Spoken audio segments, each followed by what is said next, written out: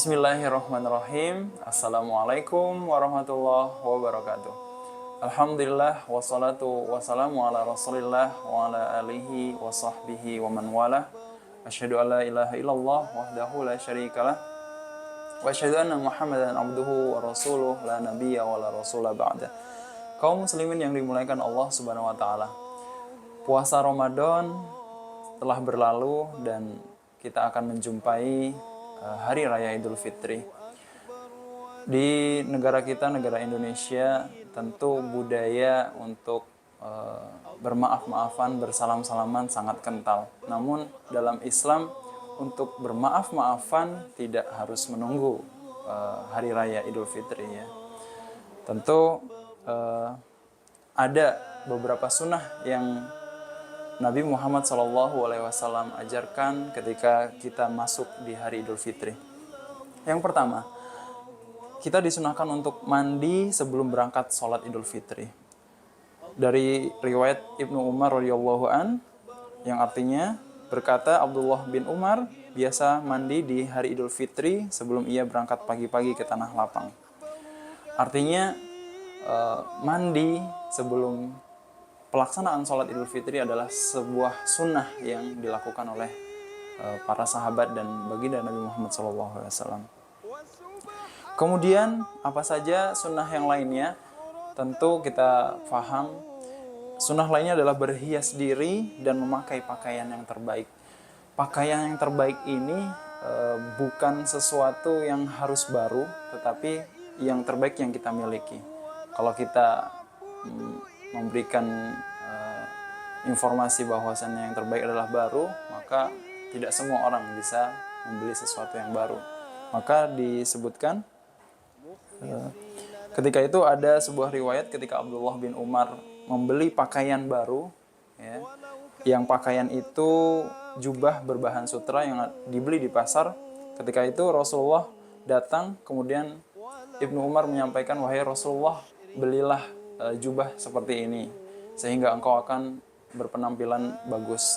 Lalu Rasulullah SAW bersabda, "Innama hadihi libas man la khalaqalah." Artinya pakaian seperti ini yang membuat seseorang tidak mendapatkan bagian di akhirat. Maksudnya apa? Jadi kita tidak diperkenankan untuk memakai pakaian yang berbahan sutra.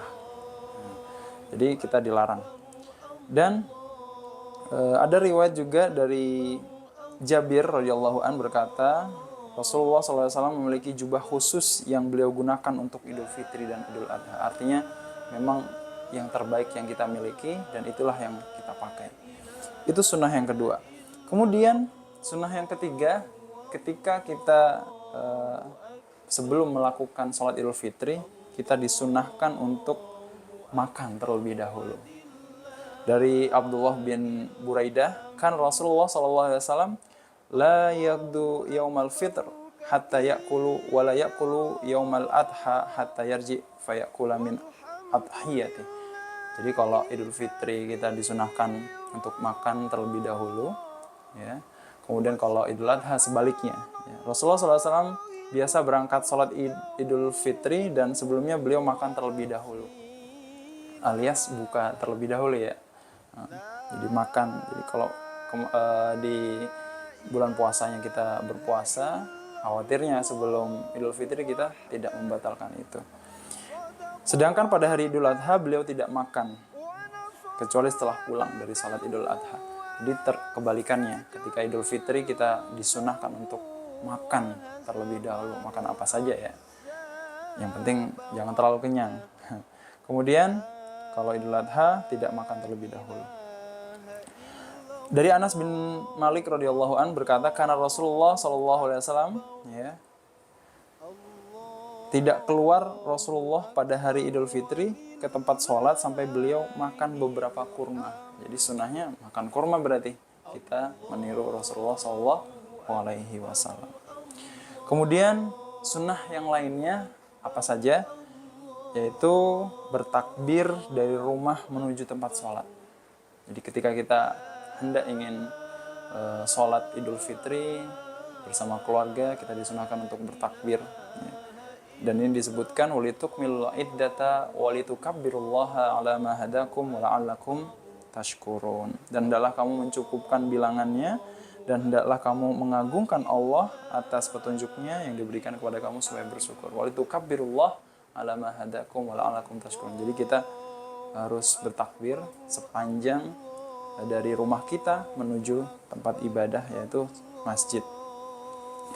Kemudian sunnah selanjutnya adalah saling mengucapkan at-tahniyah, ya, yaitu taqabbalallahu minna wa minkum taqabbal ya karim. Jadi itu adalah sebuah sunnah mengucapkan selamat di antara muslim. Dan yang terakhir adalah sunnah ketika kita berangkat menuju masjid tersebut, melewati jalan pergi dan pulang, itu adalah dengan jalur yang berbeda.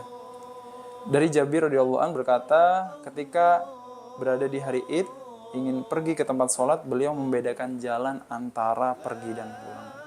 Riwayat Bukhari. Jadi, kalau misalkan rumah kita di sini, hendak menuju ke masjid, perginya melewati jalan yang ini, kalau pulangnya kita harus melewati jalan yang berbeda. Itu adalah sunnah-sunnah yang ada di saat kita ingin melaksanakan sholat Idul Fitri. Semoga sunnah-sunnah ini menjadi penyempurna amal kita sehingga nanti ibadah sholat Idul Fitri kita diterima oleh Allah Subhanahu wa taala. Billahi taufik wal hidayah, waridho wal inayah. Wassalamualaikum warahmatullahi wabarakatuh.